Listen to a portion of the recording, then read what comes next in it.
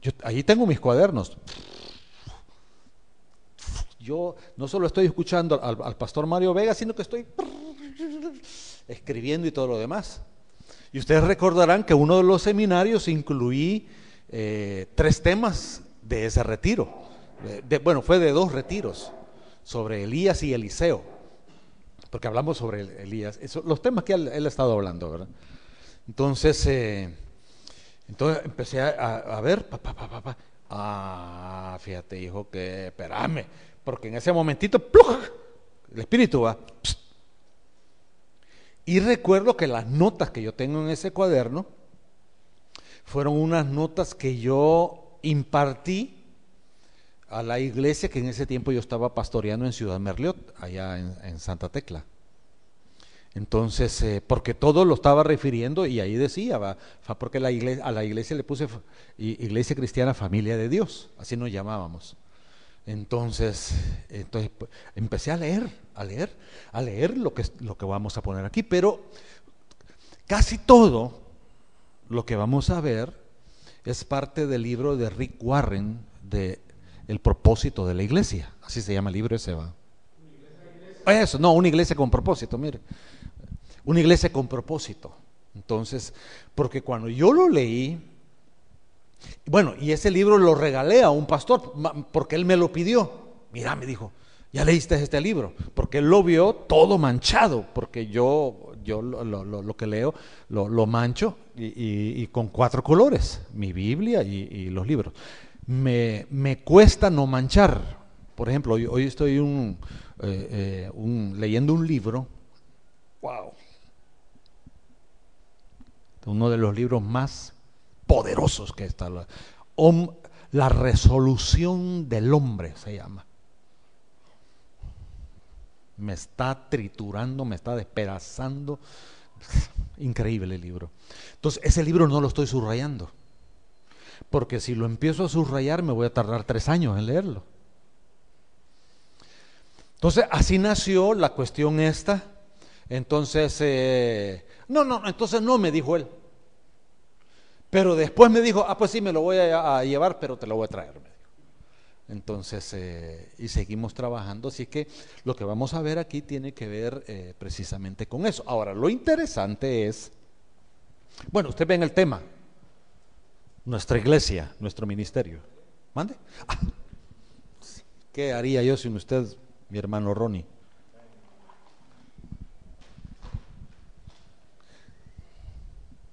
Gracias.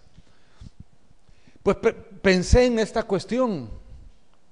Nuestra iglesia o nuestro ministerio, lo que hacemos ministerialmente dentro de la edificación del cuerpo de Cristo, se desarrolla de acuerdo al propósito de Dios. Y la cosa es que estaba en esa cuestión cuando me cae en el Facebook, y digo que me cae porque una cosa es todo lo que ve y otra cosa es lo que le ponen a uno en el muro.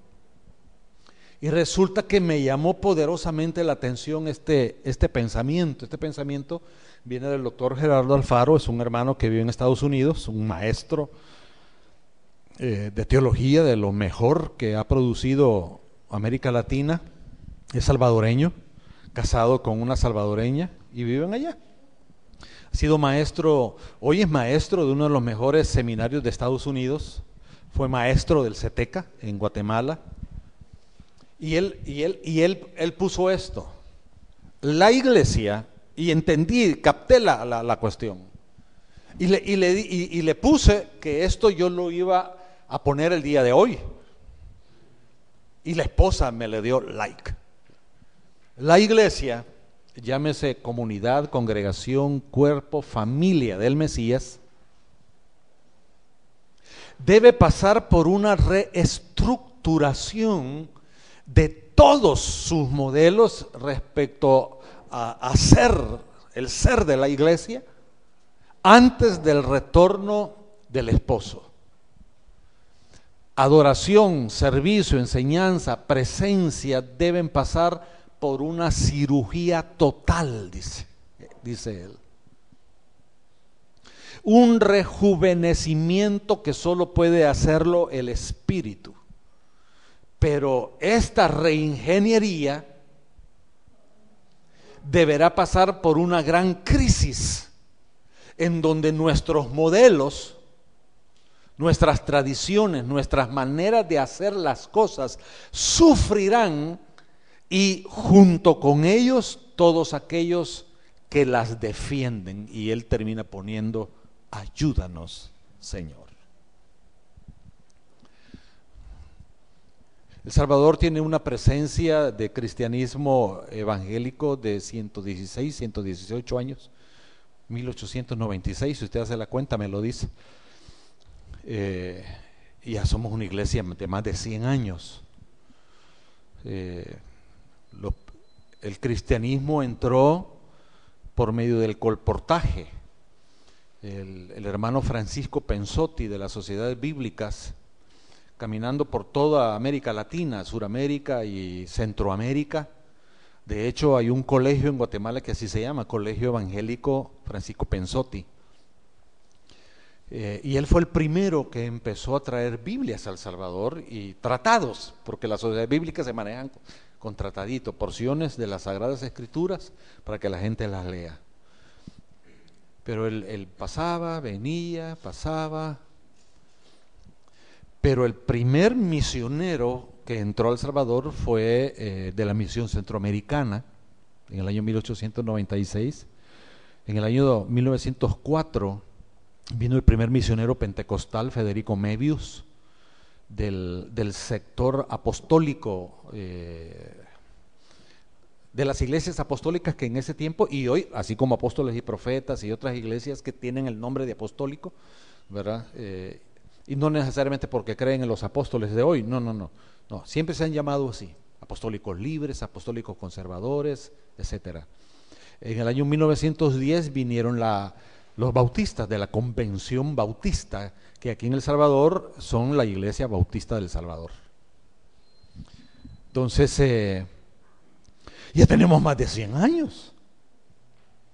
Hemos caminado de acuerdo a los fundamentos que cada ministerio, cada iglesia, le ha dado, sus propias visiones, sus propios materiales, sus propios modelos, estrategias, etcétera, ¿verdad? Han venido nuevas cosas, unas como que dan efecto, otras que no, otras que decimos que son diabólicas, otras decimos que a saber qué, ¿verdad? Y la iglesia así ha venido. Pero cuando pensamos en el propósito de Dios, en realidad, ¿cuál es el propósito de Dios? Entonces Gerardo habla precisamente de una cirugía. Tanto que mi respuesta cuando él lo puso ahí fue que la cirugía comienza en mí, en nosotros los siervos de Dios. Como lo dije una vez en un evento en Guatemala, ¿verdad? Fui a ese evento y después de ese evento había un recibimiento, ¿verdad? Y yo dije, es increíble, ¿verdad? Pero si decimos que Dios es neurólogo, cambió mi cerebro, dije yo, porque eso fue lo que yo sentí. Si Dios es un cardiólogo, cambió mi corazón. Si Dios es un psiquiatra, transformó mi alma. Entonces, pero el problema es que siempre hay una tendencia al acomodamiento, a la pasividad. Algo nos sacude, ¿verdad? Y terminamos. Y aún esta silla, que es una silla rígida, con ángulo recto y todo lo demás, de repente nos acomodamos, vamos a modo de estar rico, va, placentero, va. Entonces, y una silla puede ser muy incómoda, pero uno le busca el lado, va, para sentirse bien. Y eso es lo que está pasando precisamente en la iglesia de hoy, ¿verdad? La iglesia de hoy necesita como dice Gerardo, un rejuvenecimiento. Pero eso no lo hacen los métodos, los materiales, los congresos, las convenciones, los grandes hombres de Dios, mujeres de Dios que pueden sacudirnos, levantarnos y todo lo demás. Porque cuando ha sucedido eso, el efecto de eso nos dura 3 días, una semana. Al mes estamos igual como toda la vida. Y nada ha pasado, porque nada ha pasado. Entonces necesitamos algo que sea Dios mismo quien lo produzca, porque los tiempos, hermano, mire, y hoy este material, iba a incluir otro material que anda ahí, ¿verdad? Que también el pastor Bernardo me dijo, echarle un vistazo, ¿verdad? Para ver. Entonces, pero yo ya lo había, porque yo ya lo había visto, y pensé en incluirlo, ¿verdad? Y cuando el pastor Bernardo se comunica conmigo, ¿verdad? Y cuando pensé, híjole, ya tengo 9 páginas, ya no podía incluirlo. Es más, iba a incluir otra cosa, ¿verdad? Y ya no, porque entonces hubiéramos salido a las 6 de la tarde de hoy, ¿verdad? Que en Sonsonate, el 31 de marzo estoy en Sonsonate con los pastores de la Asociación de Pastores de Sonsonate, van a llegar pastores de Acajutla, van a llegar un montón de gente. Vamos a empezar a dar estos seminarios. Y el seminario con que vamos a comenzar es uno que di aquí. Y tal vez, Bernardo, te recuerdas, el avivamiento que transforma mi ciudad, porque cuando terminamos salimos al triángulo aquí, donde está una virgencita. ¿Qué es lo que está ahí? Una virgen, ¿verdad? Sí, aquí. Y ungimos ahí, rompimos y todo, hicimos una locura. Y los pastores ahí en Sonsonate no saben eso, así como nadie sabía aquí, pero terminamos haciéndolo, ¿verdad? Entonces, pueden haber muchas cosas como para atizar el fuego, ¿verdad?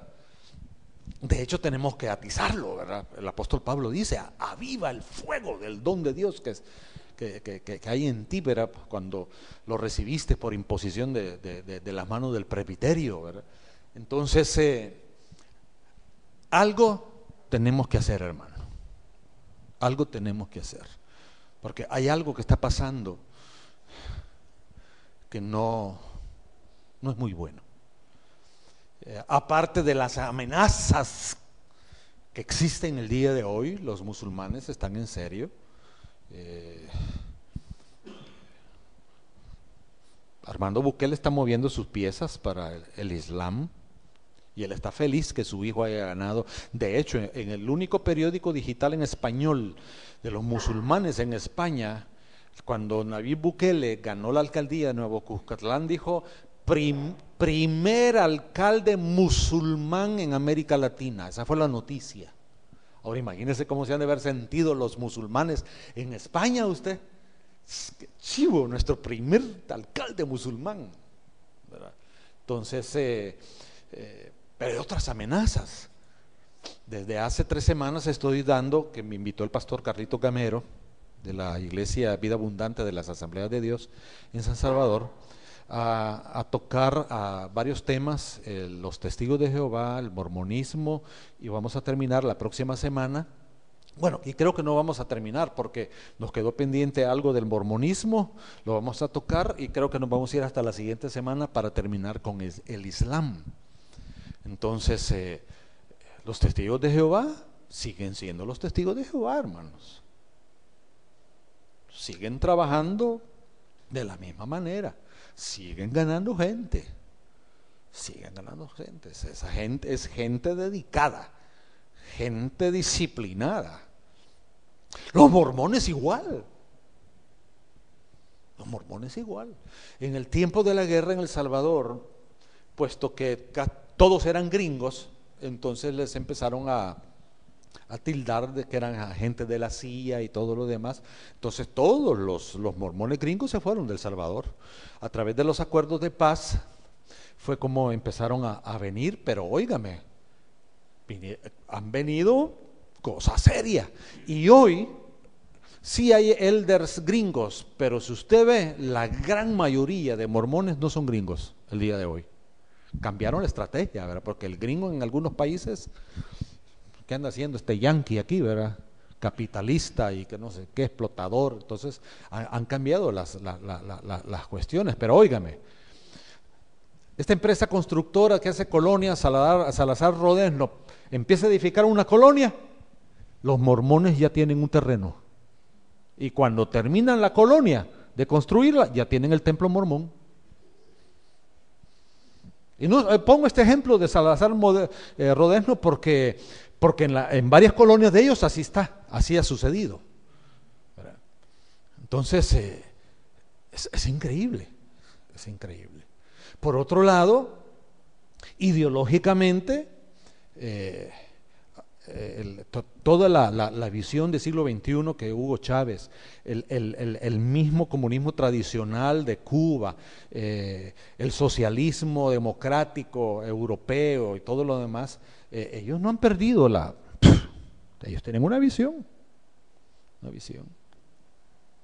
y ahí van, ¿verdad? Hoy, porque yo los conozco, ¿verdad? Todos aquellos comunistas radicales de hueso colorado al estilo Shafiq Handal y todo lo demás, ateos con todo su corazón, hoy algunos son evangélicos, porque yo los conozco. Y ahí están, son miembros en la iglesia, se convirtieron. Pero ese asunto lo tienen aquí y aquí.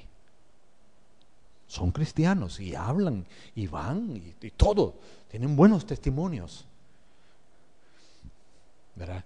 Pero cuando yo veo en Facebook, soy comunista de corazón, y es una gran cristiana. O sea que hoy hay un comunismo que no es ateo.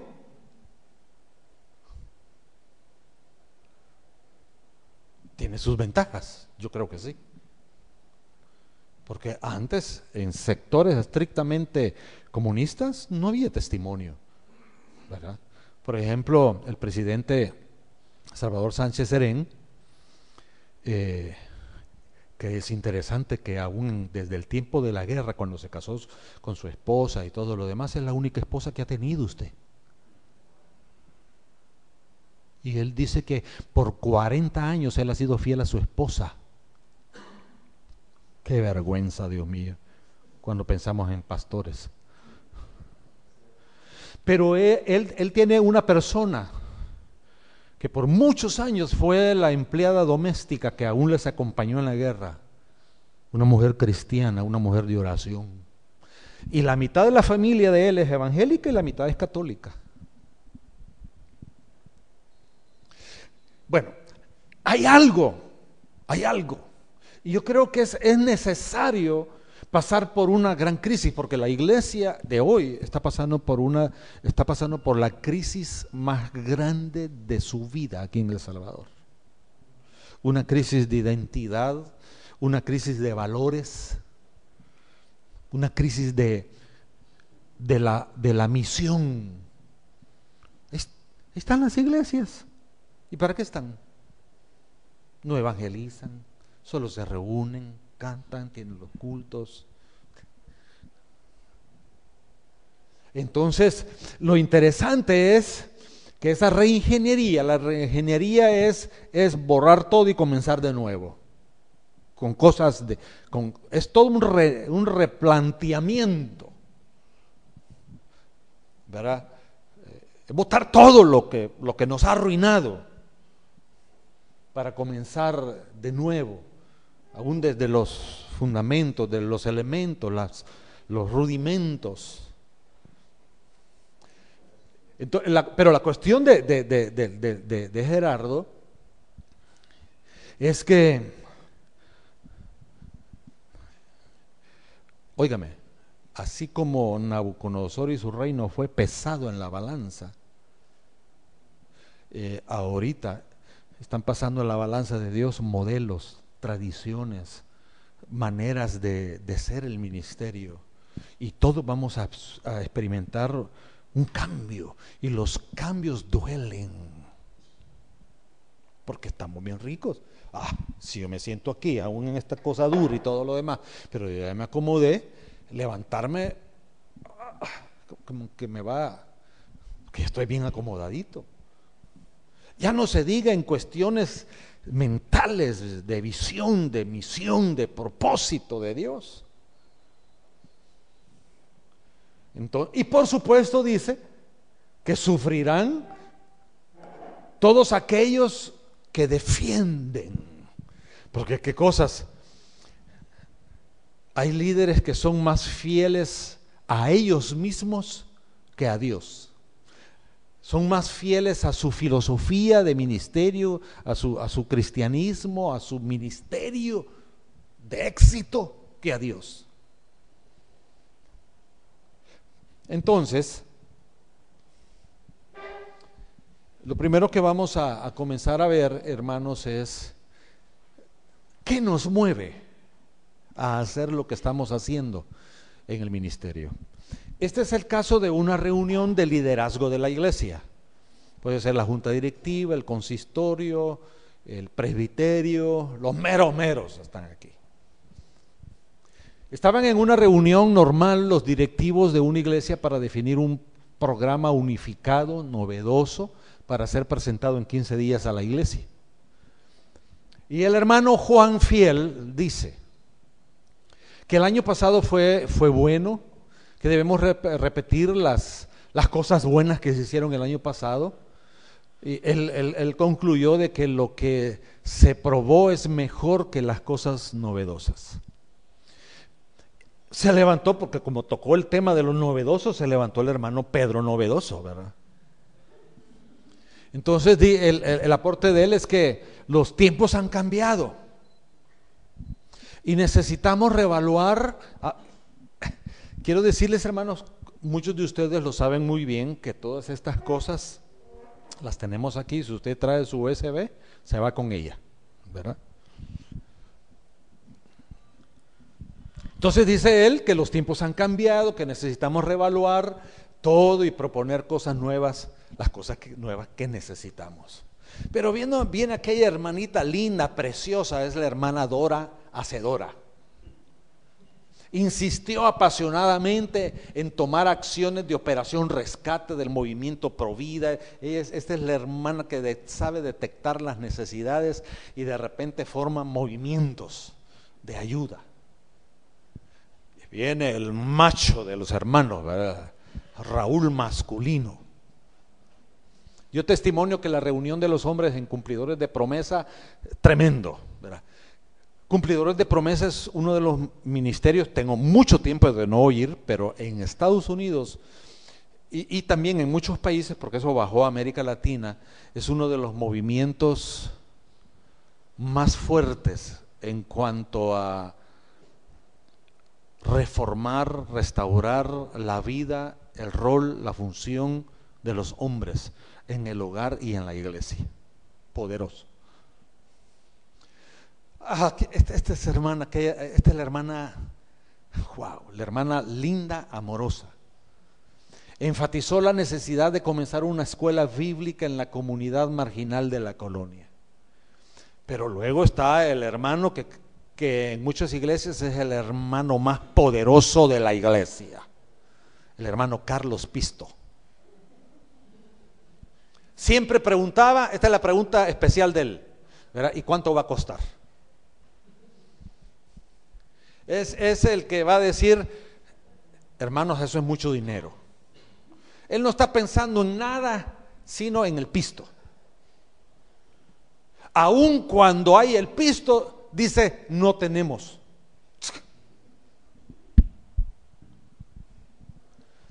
Y viene el otro hermano, el hermano Fran Razonador, que a través de sus razonamientos, sus pensamientos, como que pone equilibrio en el asunto, ¿verdad? Y él lo que hacía era dar un discurso breve y la mayoría votaba por lo que él decía.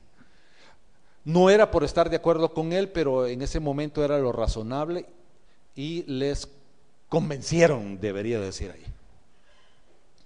Ahora, ¿cuál es el problema ahí, hermanos? Hay múltiples fuerzas impulsoras en la iglesia. Todas compiten en ganar la atención, su posición y por supuesto de convencer a todos para que al fin y al cabo la iglesia se mueva hacia la postura que ganó. Existe algo Cuando nos ponemos a pensar y reflexionar en esto, existe algo que conduce o que mueve a las iglesias el día de hoy, una fuerza, una guía, una suposición, una convicción, la rutina que dirige todo lo que sucede en la iglesia. Vamos a ver varios ejemplos de realidades que mueven a una iglesia. La iglesia que es movida por la tradición, la frase predilecta de esa iglesia es: hermano, pero siempre lo hemos hecho así, desde que nacimos, toda la vida. Aquí han cambiado pastores, aquí han venido unos y otros, pero aquí se viene haciendo lo mismo.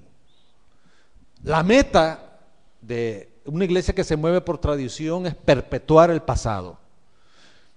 Para ellos el cambio es satánico. El estancamiento es la mayor evidencia de estabilidad. En 50 años hemos hecho lo mismo, hermano. Mire. Aquí, hermano, tranquilidad total. La voluntad de Dios es secundaria, ni se considera. Y las últimas 8 palabras, ¿cuáles son, hermano? Nunca antes lo hemos hecho de esta manera. Así que sigamos como estamos. Luego está la iglesia que es movida por la personalidad. Lo más importante es el líder. Lo que piensa el líder, ¿verdad? Lo que decide el líder. La clave de esta iglesia es la personalidad fuerte, autoritaria e impulsora del líder. El problema, primero, es la agenda de la iglesia se ve limitada precisamente por todo lo que tenga que ver con el líder, sus necesidades, sus inseguridades del líder. Imagínese si se enferma usted, si le dan incapacidad de 15 días, ¿qué hace la iglesia? A esperar a que resucite el hermano. En lugar de tomar en cuenta la voluntad de Dios y las necesidades de los hermanos. En segundo lugar, la iglesia se detiene cuando la personalidad del líder se va, se enferma o no está. Y más si es un hermano viajero,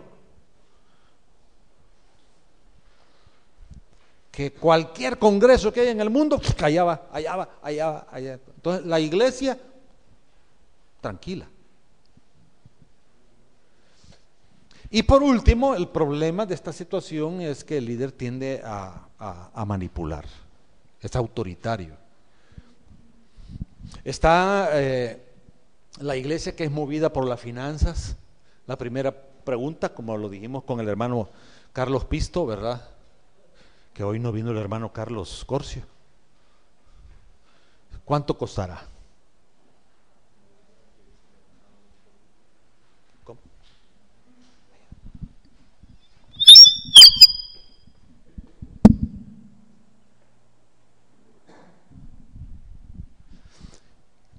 Algo interesante en este asunto es que siempre toda la discusión, la reunión de 4 horas, menos mal que es con refrigerio y para terminar con almuerzo, ¿verdad? Es presupuesto. ¿Cuánto tenemos? ¿Cuántos son los gastos que la femenil necesita? Que aquí, que allá y todo lo demás, para decir no se puede. O si es un proyecto de conveniencia para los dueños del dinero de la iglesia, pues sí se hace, ¿verdad? Lo que controla todo es el dinero, las finanzas. No es tanto si tenemos o no tenemos, porque se puede tener, pero lo que tenga que ver con el propósito de Dios, no, mejor no. El punto fundamental es cuánto tenemos de dinero, tenemos ahorros. Ahora hay algo bien interesante aquí, porque las iglesias no existen para producir ganancias económicas, aunque hoy día acaba de salir la noticia de la iglesia Pare de Sufrir, que tiene un capital de 30,000 millones de dólares. Está catalogado dentro de, por supuesto es el hombre, porque el líder está vivo, ¿verdad? Entonces, al igual que el de la Apple, al igual del Walmart, Carlos Slim y todo lo demás, él ocupa un lugar juntamente con ellos. Y seguimos hablando portugués en El Salvador, ¿va? Aunque a mí me da chiste en esa iglesia usted. Porque mire, los pastores son indios como nosotros, usted. Y hablando como que son portugueses. Ay, Dios mío.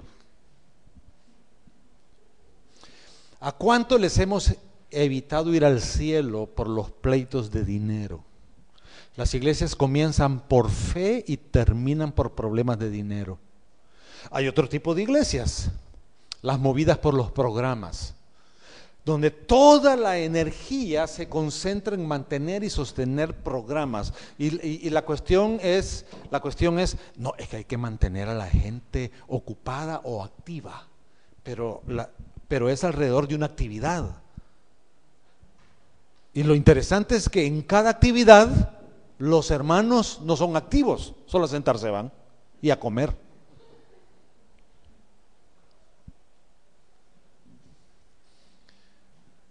Dentro de esos programas está la escuela bíblica, la ala femenil, los diáconos, la juventud, el evangelismo, las celebraciones, etc.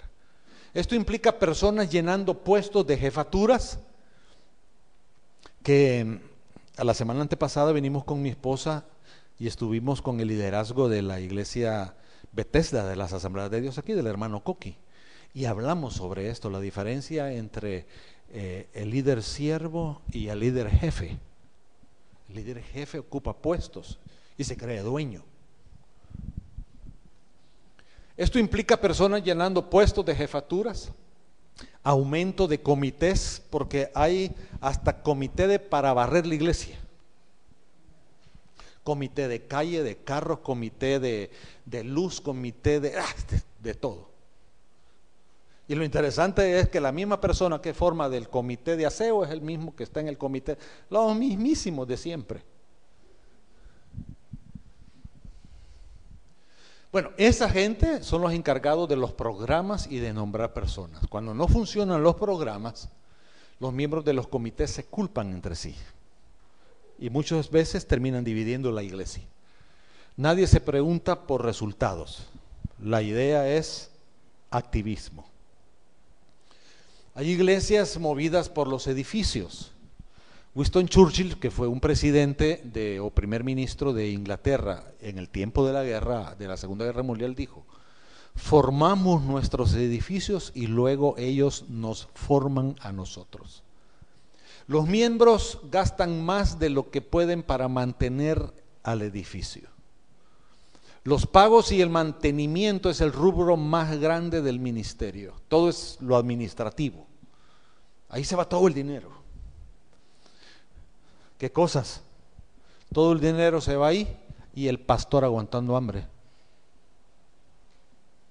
Los fondos que deberían ser para el ministerio se utilizan para pagar préstamos en muchos de los casos.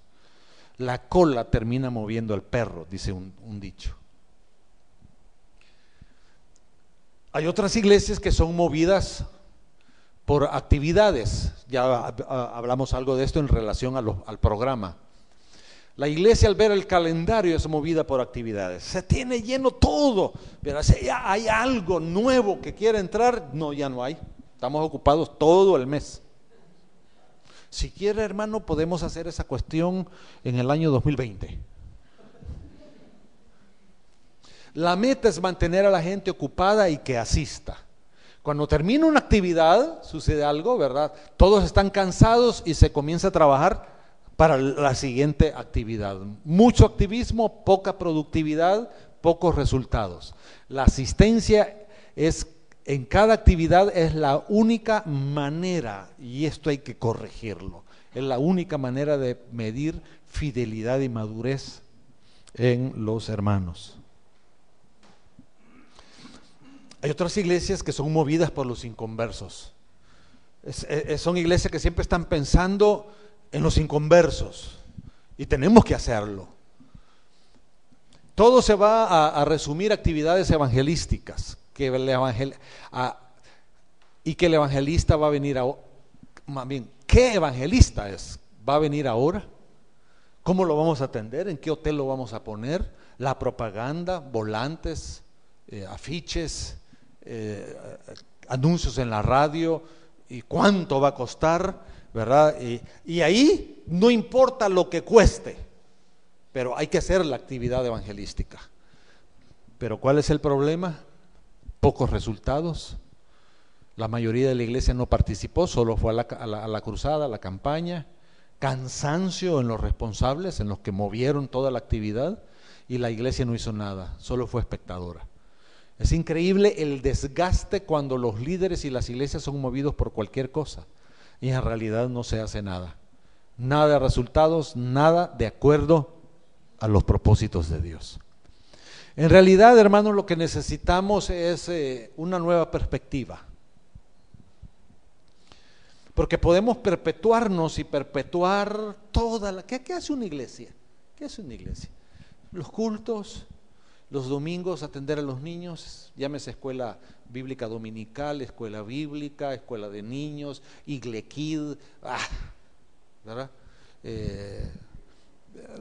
Los jóvenes pues que están en los cultos y todo lo demás. De ahí celebraciones, bodas, 15 años, acciones de gracias, ¿verdad? Acciones de gracias por todo y debemos ser agradecidos, ¿verdad? Entonces, lo bueno de las acciones de gracias es que en las acciones de gracias siempre se come. Sí. Sí, no, y es interesante, estuve con alguien un día de estos donde me dijo, hermano, en estas 2 semanas, me dijo, hemos comido bien, me dijo. Porque en cada culto hubo una acción de gracias. Sí, sí. Y qué bueno, no, sí, eso es bueno. Pero la cuestión es, ¿hacia dónde vamos? Por ejemplo, le quiero dar testimonio de esto, para la gloria del Señor. Cuando planeamos casarnos con mi esposa, que empezamos, escribimos algo, ¿verdad? El vestido, comprar la tela, la costurera, la iglesia. Hablamos con el pastor, nos dijo que no podía casarnos, ¿verdad? Porque no iba a estar en el país. En realidad no quería casarnos, ¿verdad? Entonces, pues nos casó otro hermano, ¿verdad? Entonces empezamos y el programa de la boda, ¿sabe qué hicimos en el programa de la boda? Predicó el hermano, el pastor Samuel Mejía. Y después nos dieron el micrófono. ¿Sabe qué hicimos? Entre los dos, habían como 400 gentes. Entre los dos compartimos las 4 leyes espirituales. ¿Alguien conoce las 4 leyes espirituales? Nadie. Eso lo íbamos a ver el año pasado aquí y no sé qué pasó que no las traje. Es uno de los folletos evangelísticos más usados en el mundo para evangelismo personal. Y nosotros formábamos parte del ministerio que produjo las 4 leyes espirituales. Tiene su sede en Estados Unidos. En El Salvador era un tremendo movimiento y se hicieron las cosas que produjeron el primer avivamiento nacional en El Salvador, a través de lo que se le llamó la campaña Ya la encontré, donde los pastores de 32 denominaciones fueron capacitados en todo el país. Se lanzó pero la cuestión es esta, que compartimos, ¿verdad? Mi esposa comenzó, yo introduje, ¿verdad? Y mi esposa empezó a compartir la primera ley: Dios le ama y tiene un plan maravilloso para su vida. Los 2 versículos que apoyan esa cuestión. Sí es cierto, Dios nos ama, pero el hombre es pecador y no puede experimentar el amor y el perdón de Dios para nuestra vida. Versículos. Tercera ley: Jesucristo es la única respuesta de Dios para el hombre pecador, y solo en Él se puede encontrar el amor y la razón de Dios para su vida. Y la 4ª ley: debemos recibir a Jesús, ¿verdad? Los par de versículos que tienen que ver con ello. Y luego, ¿verdad? Yo creo de que nuestra boda no puede ser tan significativa si en este mismo momento usted no está consciente que necesita a Jesús. Incline su rostro, por favor. Y lo hicimos, y la gente, ahora repita conmigo: Señor Jesucristo, gracias porque me amas, entiendo que te necesito. No sabemos quiénes lo hicieron, quiénes no lo hicieron, pero lo hicimos. En una boda. Una boda. En realidad necesitamos una nueva perspectiva, pero debemos tomar en cuenta que se requiere de un proceso y de esfuerzos. Necesitamos ser una iglesia movida por un propósito bíblico. Yo quisiera que alguien me busque, por favor, 1 Corintios 3, versículos 13 y 14.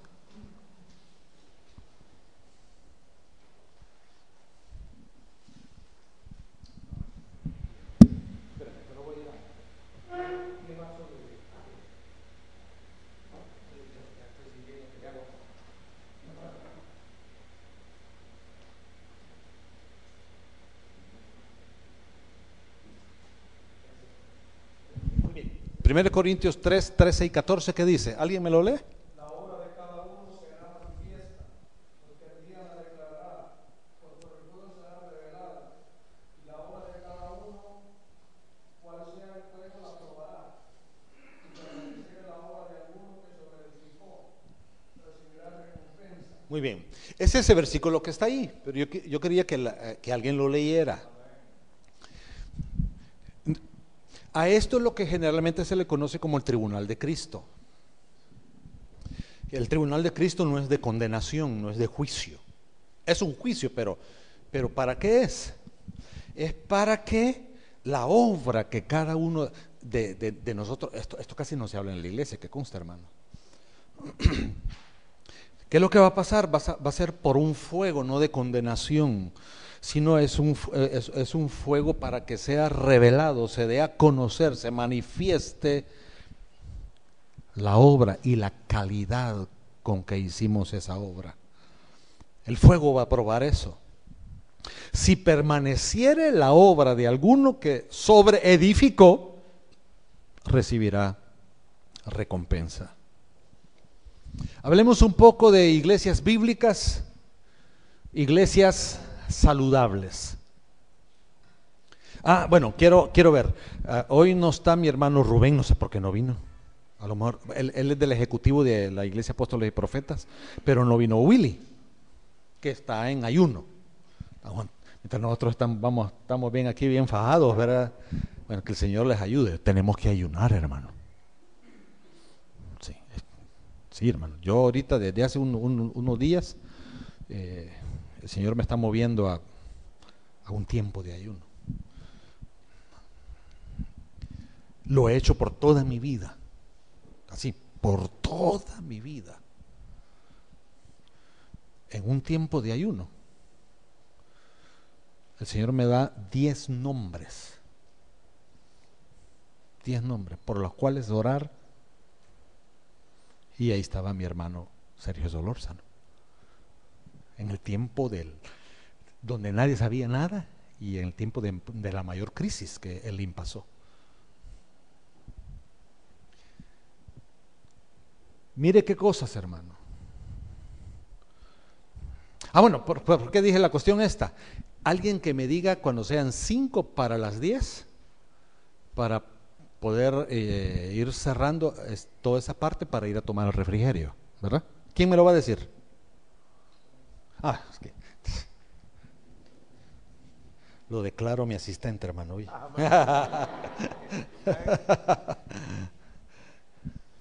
Las iglesias fuertes, estables y saludables, esto es bien importante recalcarlo, y saludables, están edificadas sobre un propósito.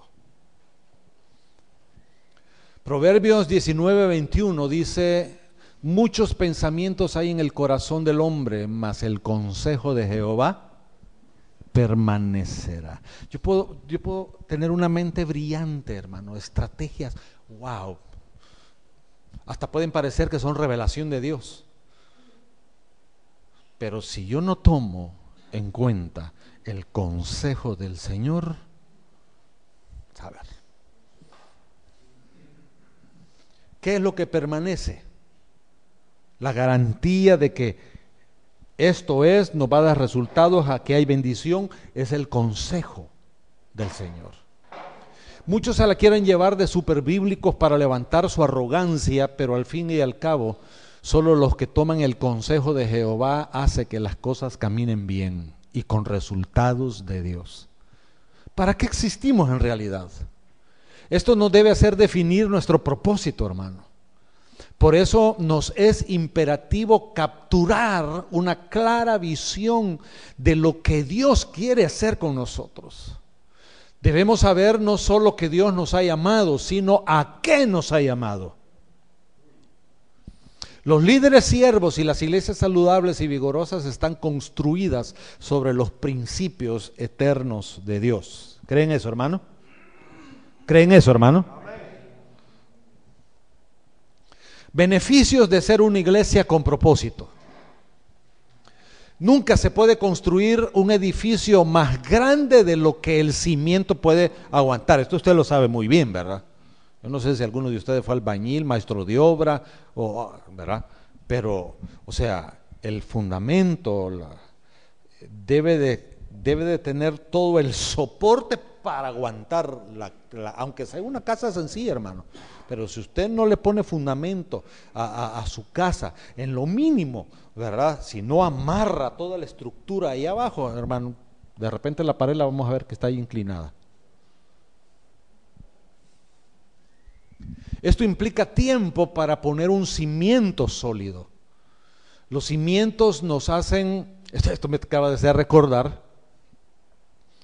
que en la UCA, yo estudié ingeniería mecánica allí, y resulta que el experto en cuestiones de estructuras, con un doctorado en estructuras, es el padre, y digo el padre porque es cura, doctor en John Cortina. ¿Quién dijo eso? ¿Quién dijo Cortina? Ah, sí. No, es ex cura, mi hermano Bernardo. John Cortina, quebrador, porque era el máximo quebrador de la universidad, y lo peor que daba estática, dinámica, los fluidos, materias, ¿verdad? De que todas las ingenierías tenían que llevar. Un cura experto en estructuras de ingeniería civil. Y los mejores ingenieros civiles de hoy fueron discípulos de él. Los cimientos nos hacen ver los beneficios al construir el edificio con confianza y seguridad. Como que no nos vaya a ocurrir lo que sucedió con el edificio Rubén Darío, hermano.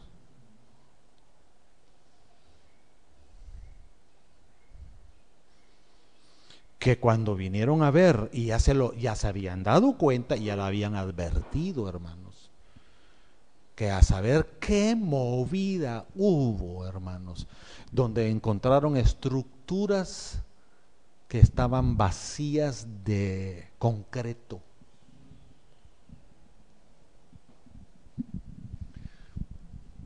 ¿Cuáles son los beneficios de una iglesia con propósito? Primero, construye un buen ánimo. Cuando las personas trabajan para un gran propósito, hermanos, dan ganas de trabajar. Y trabajar con entusiasmo. Entusiasmo viene de una palabra latina. Son tres, es una palabra compuesta. Entusiasmo viene de una palabra que tiene que ver con enteosmos. Es una cuestión así como endiosado. Así con ánimo, súper motivado, como que si fuéramos Dios en la palabra, en el concepto latino.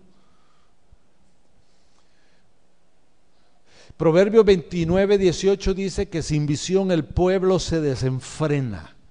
Toda visión incluye no solo hacia dónde va, sino el propósito de por qué se va, hacia el fin.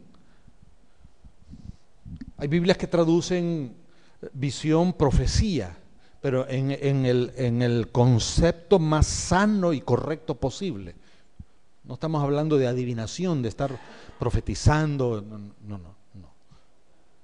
es ver ahora el fin y el cumplimiento de los propósitos. Donde no hay visiones, sueños, proyectos, propósitos, hay desarreglos. De hecho, la palabra hebrea que se traduce como desenfreno es que se afloja.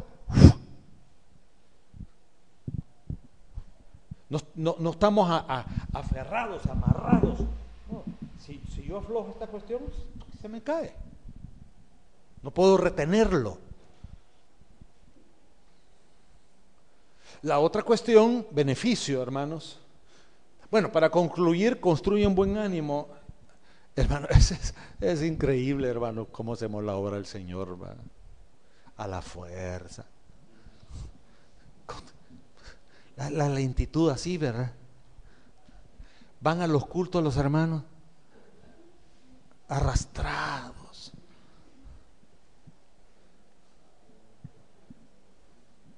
Todo a la fuerza, con un desánimo, con un desgaste. Y hacemos así el ministerio, hermano, por rutina. Pero bueno, la otra, reduce la frustración. Definir el propósito nos permite olvidar las cosas que no tienen importancia. Hay cosas que estamos haciendo durante toda la vida, a saber para qué se hacen, saber para qué hemos hecho.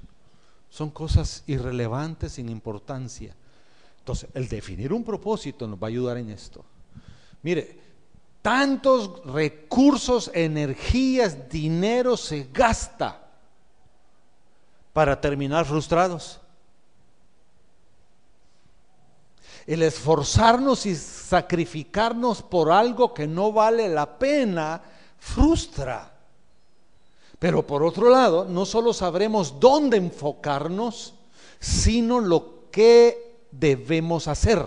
Esa O es una O metiche ahí. No sé por qué está ahí. El secreto de la efectividad es saber que vale la pena y no nos preocupamos por el resto. El filtro es: ¿esta actividad cumple con el propósito de Dios para la iglesia? ¿Y sabe cuál es el mayor problema, hermano? Que ya nos acostumbramos a vivir frustrados, porque no tenemos el carácter para pasar la actividad, el programa, todo lo demás por ese filtro. Porque en realidad, cuando lo pasamos por el filtro, nos vamos a dar cuenta que todo lo que hemos estado haciendo no tiene nada que ver con el propósito de Dios. Un líder siervo o una iglesia indecisa, un líder siervo indeciso es inestable, como dice, que es como la ola que va. Y eso produce frustración, pero como dije, el problema no solamente es la frustración, sino el que nos acomodamos a vivir sin logros. Nos acostumbramos a vivir frustrados. Vivir de acuerdo a propósitos nos permite también concentrarnos. La luz, entre mayor es su concentración, mayor será su poder, como el rayo. Esa es la virtud del rayo láser, que es una concentración de luz y la tira en un hilito de luz. Y ahora, entre más concentrado es el poder de la luz, es precisamente que hoy se hacen operaciones con láser. Cuando más concentrado, vuela el dedo. Entonces, ya hacen operaciones de ese tipo, porque es un rayo de luz ultra concentrado. Un cristiano y una iglesia concentrados tendrán un impacto mayor. Quiero por favor que leamos Filipenses 3. Alguien que lo...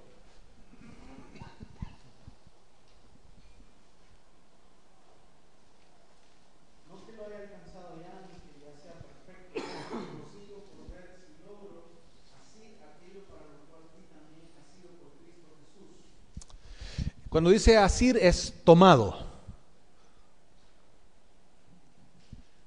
¿Qué cosas?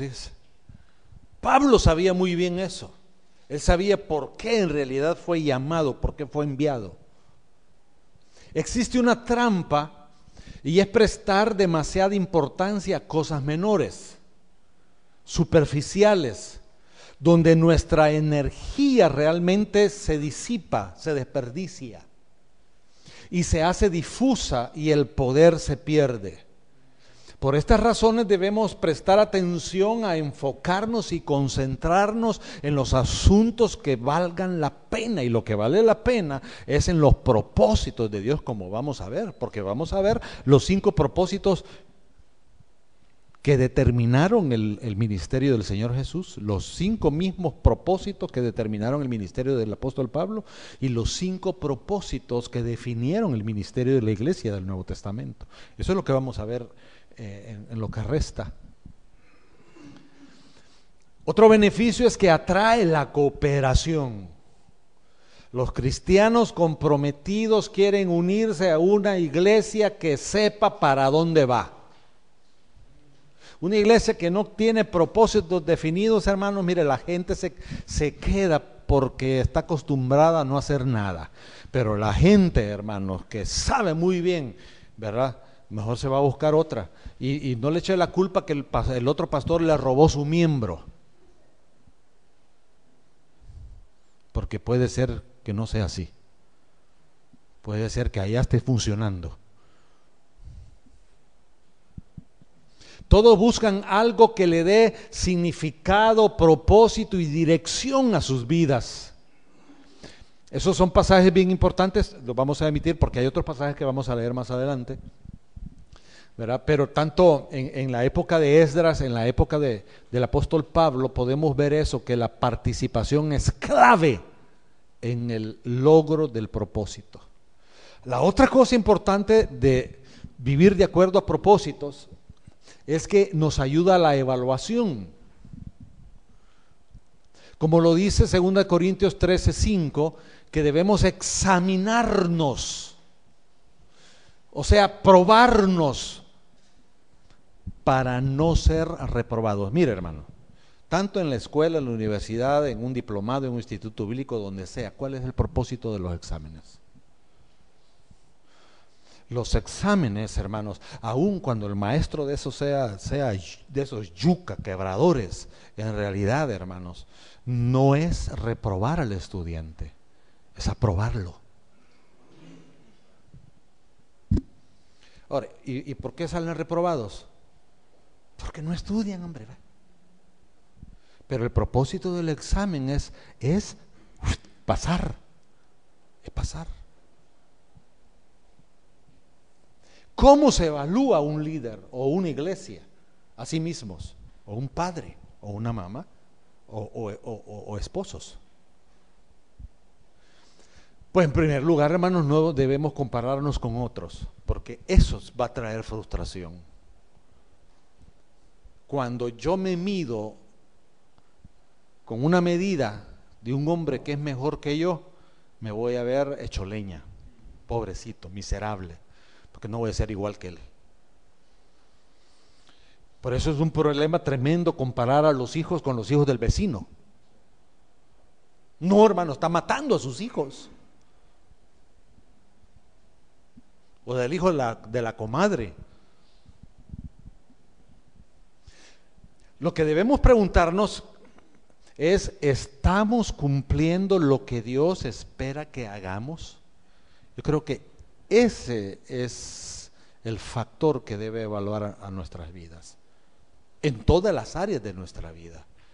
Como esposo, ¿estamos haciendo lo que Dios espera que yo haga como esposo?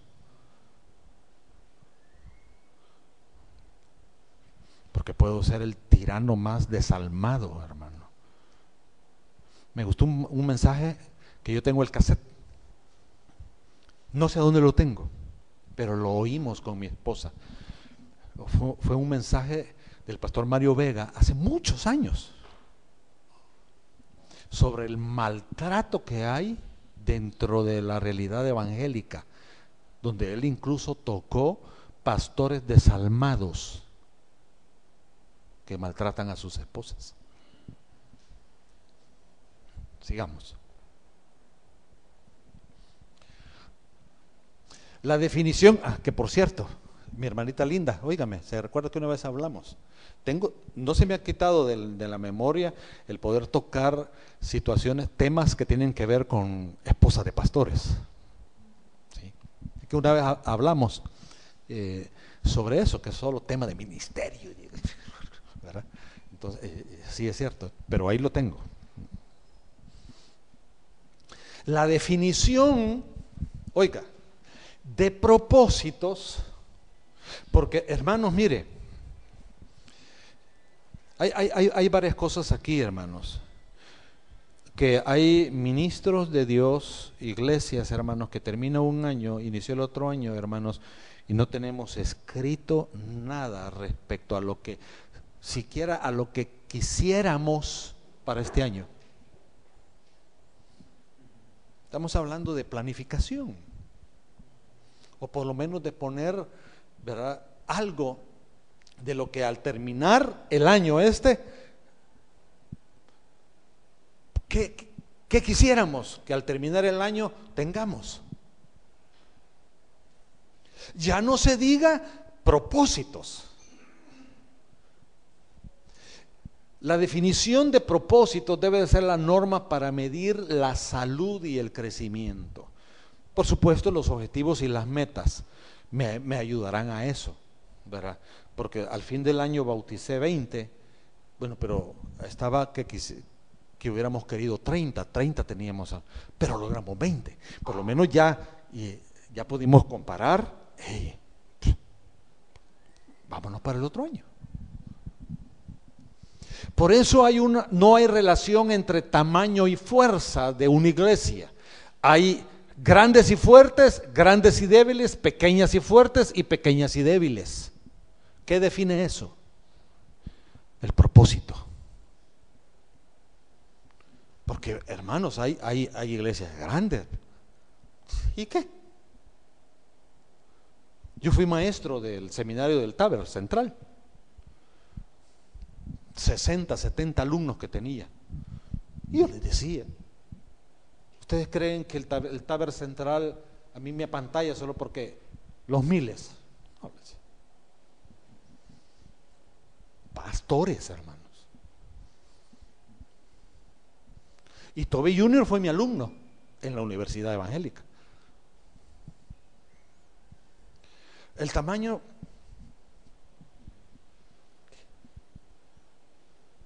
Puede haber una iglesia pequeña en crecimiento, en desarrollo, que sea mejor que una iglesia mega.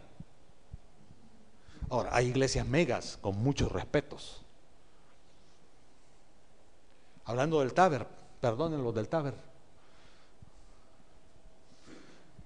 Tengo un amigo que amo mucho, él me ama mucho también, el pastor Bill Bellis, del tabernáculo de Sonsonate. Un ex karateca, ex entrenador en karate y en defensa personal de la PNC, un hombre disciplinado, Dios lo llamó al ministerio, se preparó, un hombre que a lo mejor muchos lo considerarían raro, él tiene su manera de ser.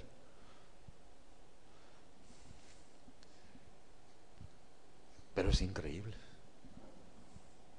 Él no pretende ser una mega iglesia. Le dieron un premio en este año por ser una mega iglesia destacada.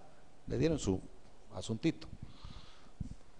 Porque tuvieron una premiación de Howard Taber, ¿verdad? Pero es increíble. Estoy viendo fotos de él todas las semanas, de que los jóvenes están... Ya no es la incursión evangelística donde todo el mundo del Taber vestido de azul y de blanco están evangelizando en un pueblo. No. O sea, sí, pero hay más. Presentan dramas, mimos evangelísticos, la gente se agolpa a ver en los parques o en las esquinas. Me dice uno de sus líderes que fue candidato a diputado de ahí, que es un tremendo siervo de Dios, me dice: hermano, rompimos moldes, me dijo.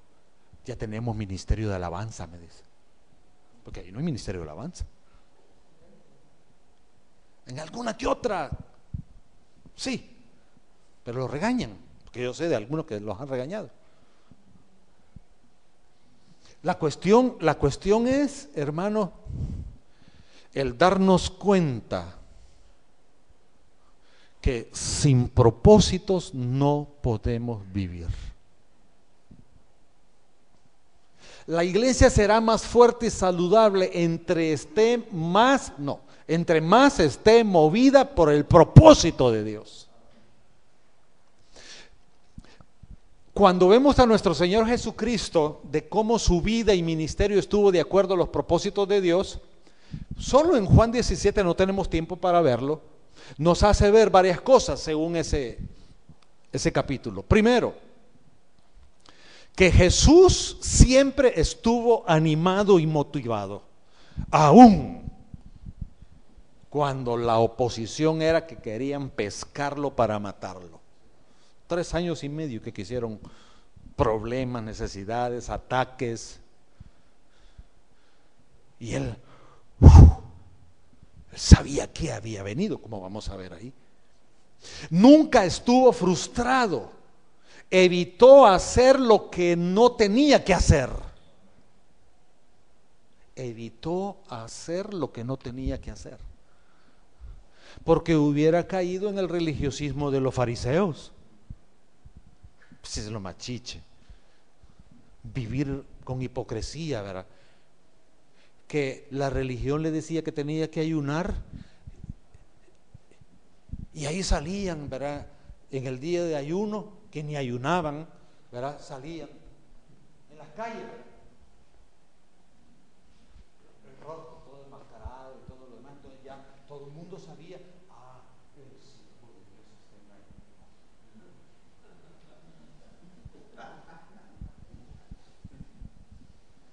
Tuvo claro su objetivo y se concentró en eso. Y el objetivo del Señor Jesús no era morir. Ese era un objetivo de Dios trascendental, que él estaba consciente de eso. Pero según el capítulo 17, tenía que ver, por ejemplo, cooperó con el Padre, con el reino de Dios, y motivó a otros a la cooperación. ¿Y en qué se resume el cumplimiento del propósito del Señor Jesús? La misión de Jesús. Señor, yo te doy gracias por los hombres que me diste, porque a esos hombres que me diste, yo me dediqué a ellos, los amé, les enseñé, les entrené.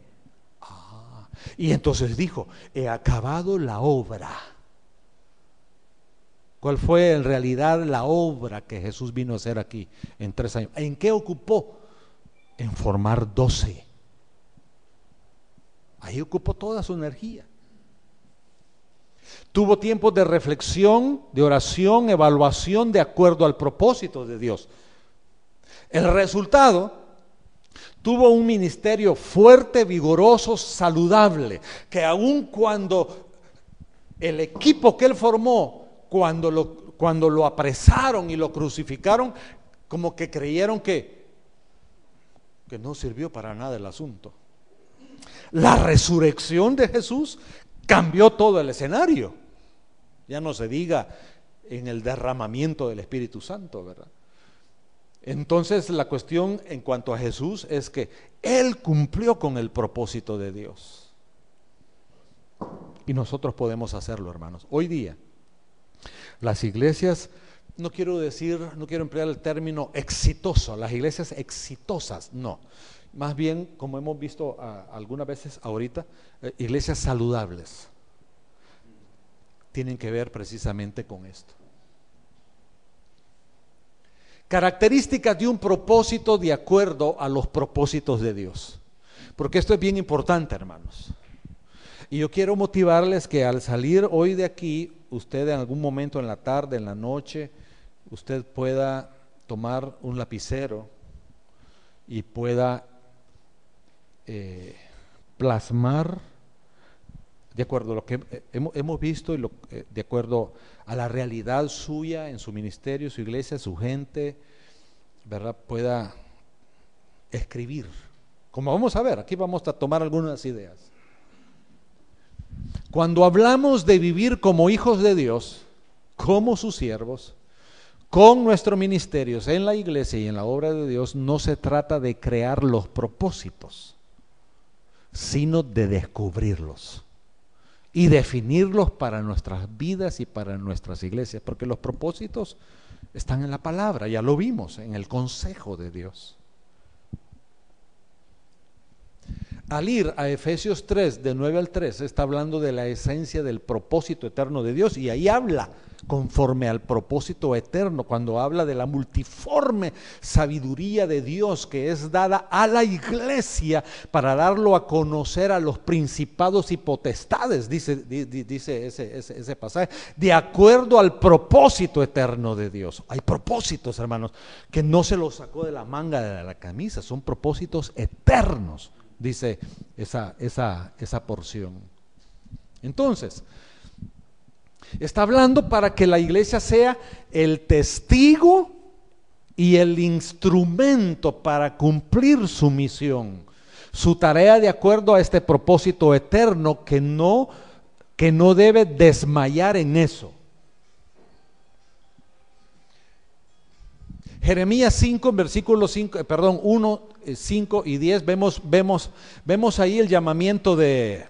Muy bien, gracias, hermano. Usted se lo aprendió de Willy, ¿va? Mire, y qué extraño que no nos han... Porque siempre me vienen a preguntar. Resuelto el problema. Pero como ya me quedó la costumbre y quiero saber cuántos venimos, quiero ver. 2, 4, 6, 8, 10, 12, 14, 16, 18, 20, 24, 25. Vaya, mire qué cosa, porque cuando hablamos con el hermano Luis, un día de estos, hermano, ¿y cuántos cree que usted va a venir? Le digo, unos 24, le digo. Cabal, 24, y yo. Sí, es cierto, ¿eh? No, gracias a Dios. Sí. Gracias al Señor por la vida de nuestros hermanos Luis y Sonia y sus hijos, porque esa cuestión de anotarla ahí, que usted vaya a firmar o lo que sea, hermanos, es una iniciativa de la niña. Entonces, es bien interesante, ¿verdad? Yo al principio, yo hice eso, que cada vez pasaba un papel que se anotaran y todo lo demás, que teléfonos, y pasé como, no sé cuántas veces pasé una cuestión así, pero ellos, es más, ellos me están diciendo que la razón de poner el teléfono es porque ella, la cipota, les va a llamar para decir si va a estar en el siguiente. Y eso yo no se los he dicho, sino que de ellos, gracias a Dios por los hermanos, ¿verdad? Ellos están pensando mucho en ustedes, hermanos. Bueno, vamos a terminar aquí mejor, porque quiero ocupar este minuto, hermanos. ¿Se recuerdan que hemos estado orando por la hermana del hermano Luis, la hermana Celina? Mire, yo he estado haciendo la obra en ella, he estado muy feliz, muy animada. Venía esta semana, pero antes el médico, en los muchos exámenes que le han hecho, los médicos estaban